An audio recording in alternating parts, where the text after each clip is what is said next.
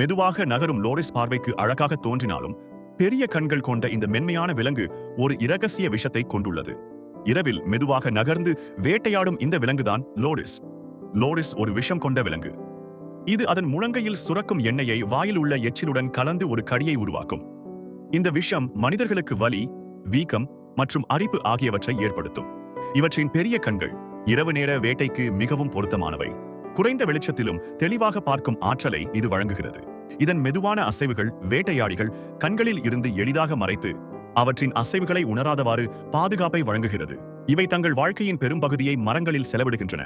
கிளைகளில் உறுதியாக பிடித்துக் கொள்ளும் சிறப்பு விரல்கள் அவற்றுக்கு உள்ளன. லோரிஸ் பெரும்பாலும் தனித்தே வாழும். இணையாக கலக்கும் காலத்தை தவிர இவை தனிமையையே விரும்பும். இவற்றின் உணவு பழக்கம் பூச்சிகள், பழங்கள் மற்றும் தாவரங்களை அடிப்படையாக கொண்டது. இவை காடுகளின் விதை பரவலில் முக்கிய பங்கு வகிக்கின்றன.